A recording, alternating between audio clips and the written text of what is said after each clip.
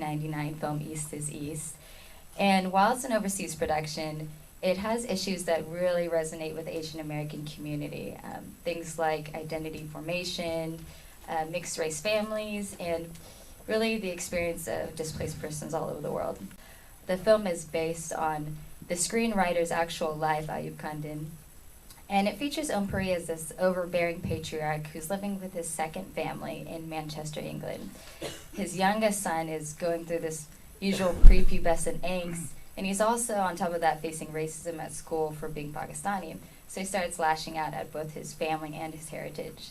So George is convinced the only way to sort of fix him is to bring his son back to rural Pakistan to reconnect him with his roots.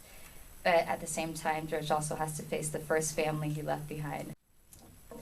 So for our centerpiece presentation, we're presenting the exciting Vietnamese film Clash, directed by Lê Thanh Son.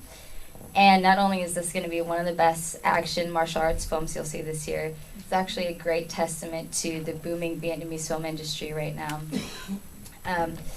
This film in particular is a product of an international collaboration that uses talent and funds from both Vietnam and the US, and really works closely with the Vietnamese American community. So it's a very exciting time for this industry, and we want to highlight this also with a panel that we're hosting called The New Matrix. The cast and crew are the same people who brought you The Rebel a couple of years ago, if you've seen that. So their two principals will be in attendance, Johnny Trinuan and No Ten Then. So we're so thrilled to screen Dave Boyle's newest film, Surrogate Valentine, as our closing night film. We have a long history with Dave, and we're so excited. This gem of a film stars local indie icon Go Nakamura, who might be in the audience right now. The film follows his West Coast tour that he has, and while he's on tour, he reconnects with his long-lost love, played by the fantastic Lin Chen. And Dave, Go, and Lin will all be at the screening. Word on the street is Dave Boyle met Go at our festival many moons ago when he played his last film, White on Rice, and Dave thought would be interesting to make a film about Go and his travels, his musical travels. So we're really excited that a film that might have sparked at our festival is now turning around and now playing at our festival. But for our San Jose, 2011 marks our 10-year anniversary in San Jose. So it was our mission to find a film that could match the excitement of this milestone, and we found it, luckily. Our San Jose opening night film is the world premiere of Upaj, directed by Hoku Uchiyama, and it showcases two dance legends, Pandi Chuchidash and Jason Samuel Smith. And it's a really stunning travelogue that presents amazing performances and breathtaking cinematography from US to India. And one element that we are really focusing this year is engagement with audiences. So, and different ways of interacting or different types of screenings that expand our idea of cinema. So both of these films will have a live performance element. Go will be performing live for Surrogate Valentine, and there'll be an amazing dance performance right after Upaj.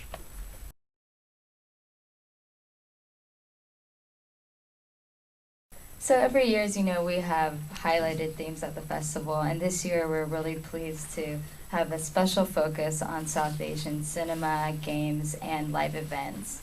As you know, the South Asian community and film industries are vast and diverse, so we're really excited to present our particular lens as an Asian American organization and present a generous offering of films, games, special guests, musicians, and live events.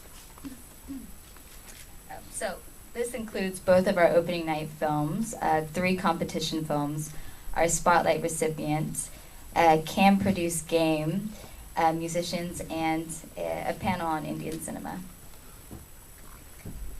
Okay, that being said, we are happy to announce a dear friend of the festival for our filmmaker spotlight. This year is Gurinder Chadha. Gurinder, we've screened so many of her films in the past. We've opened with Baji on the Beach. We've opened up the festival with Bend It Like Beckham. We've also played Mistress of Spices. And this year we're having 2 screenings. We're screening her newest film, It's a Wonderful Afterlife, and also a second chance or a look back screening at Bend It Like Beckham. We're also very excited to announce Although Gurinder's shooting her newest film during March, she will be Skyping in to the first screening of It's a Wonderful Afterlife and having a way you guys can talk directly with her. I think I figured out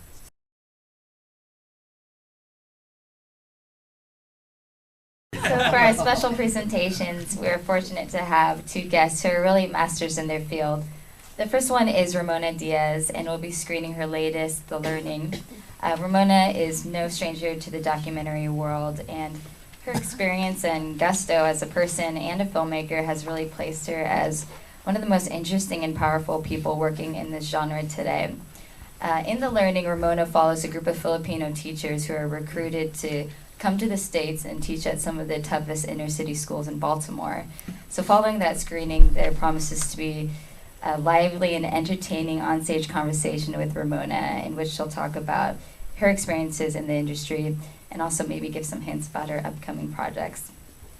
Our Out of the Vaults presentation will be screening Charlie Chan at the Olympics in conversation with the author Yun Tae Hwang. And here at CAM, we're always interested in sort of resurrecting and reinterpreting old and problematic stereotypes. So with the publication of Yun Tae's book, Charlie Chan, The Untold Story of the Honorable Detective and His Rendezvous with American History, we saw this as a great opportunity to rescreen this film. So the film itself uses the 1936 Berlin Olympics as its backdrop, which is really interesting in itself. But perhaps more fascinating than that is Yun Tae's book is really impressively comprehensive and covers the original novels, the various film adaptations, and of course the real-life detective Chang Apana, on whom Charlie Chan was based.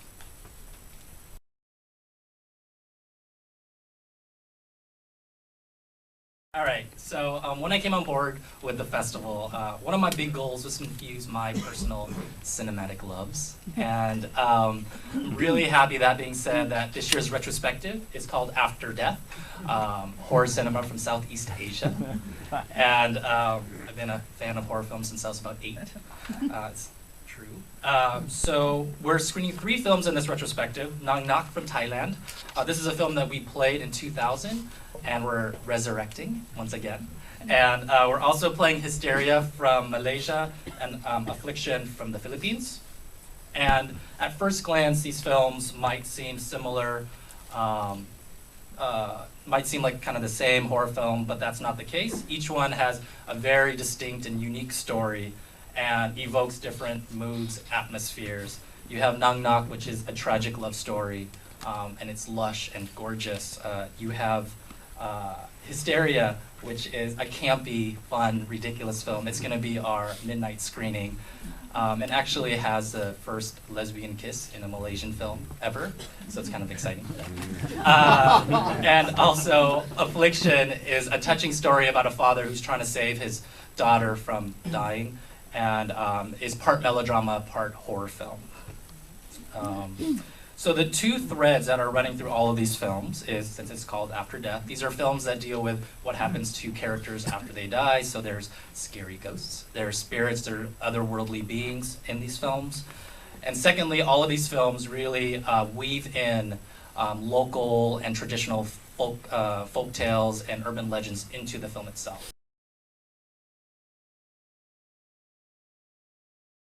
Here for the narrative competition, we have 8 features, 3 premieres that span a variety of subject matters and countries. But what's really compelling about the competition films this year is that we're seeing a real focus and attention on craft and form, probably more so than I've seen in the past 3 years I've been here at SPIAF. There's also this really remarkable tone, youthful tone and voice that portrays the vibrant cultures of hip-hop, dance, skateboarding, and music. So also at CF, we have a legacy of showcasing top-notch, thought-provoking documentaries. And by far this year, we have the strongest group of films in our documentary competition. It's really exciting to see what are the new stories being told by Asian American documentary filmmakers. And as you can see in the thread, there are a lot of various stories being told and a diverse array of communities being represented. One common thread that is running through some of the documentary films this year is the concept of justice, or in many cases injustice, and how issues within the judicial system affects the Asian American communities here and overseas.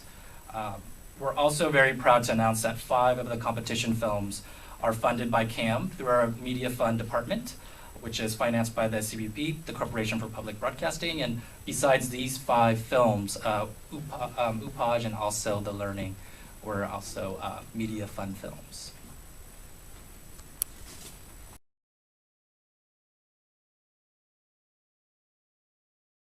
It's a bit of a new program for us this year. It's a combination of our international narrative and documentary features.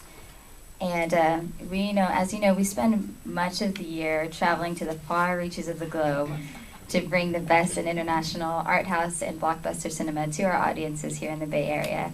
So some highlights include the Hong Kong 21st Century Romance Breakup Club, Emir, which is the biggest and most expensive Filipino musical production to date, Mani Ratnam's latest thriller Ravanan starring Aishwarya Rai, and our special added screening, The Man from Nowhere, which is this Korean action hit starring the rising and very fit superstar Wan Bin.